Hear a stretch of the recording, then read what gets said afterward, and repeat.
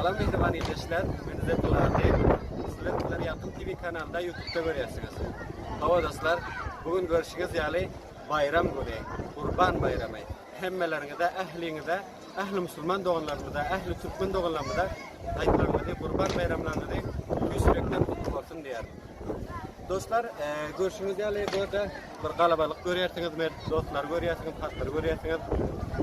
Bugün Türkmen ilçesinde Türkmen doğanlarımız Hayt gününü, bayram gününün ilk gününü namazdan çıkıp kurban namazlarını okuyup ondan sonra gelip burada Hayt bayramını, kurban bayramını tecrüb edip otururlar ve onu ceşin alırlar. Ondan sonra dostlar çok vaktini almayan da geliyat bu Hayt'ta, bu bayramda nahili Türkmen doğanlarımız tecrüb ettiler bayramı, nahili bayramı kutlayarlar. Bariya yakından bağların içine, bağların içine girer ve dostlar yakından doğarlar. Ne mesaj yerler, yer izahatlar var mı ya da ağacıkların oyuncaklar, nerteler var mı? Nemeler var olsa girer, bağlarsa onu tek tek yeke verer, hemesini görürler. Bunda o zaman gelin beni istedim.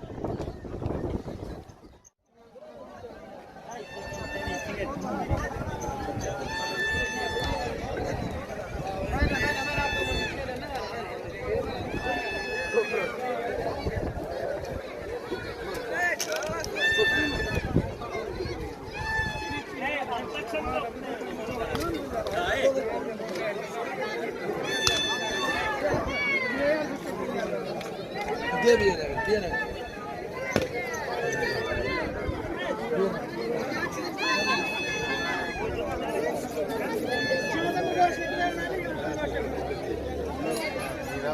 Askrimler mesela.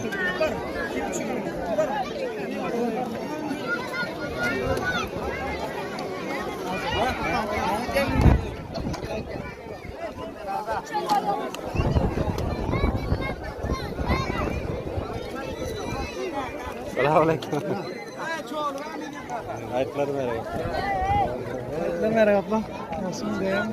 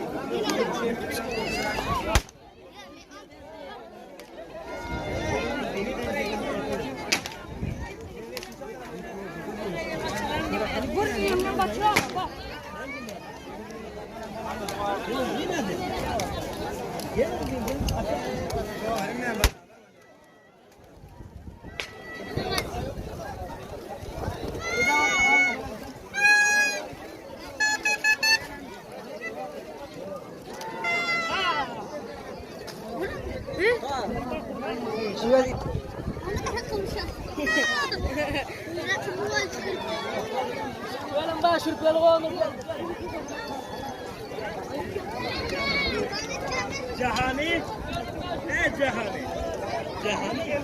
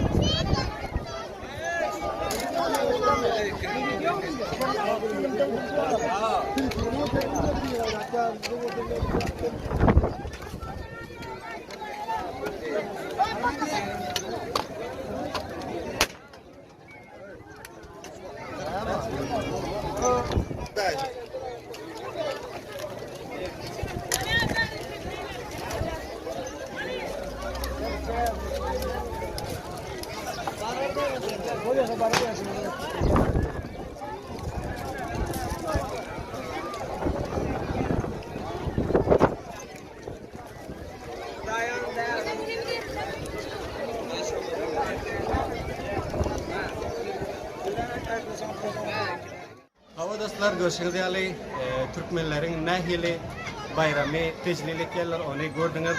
Sizlere hemmesini tek tek gösterdik. Onda basan vaktini çok almayar.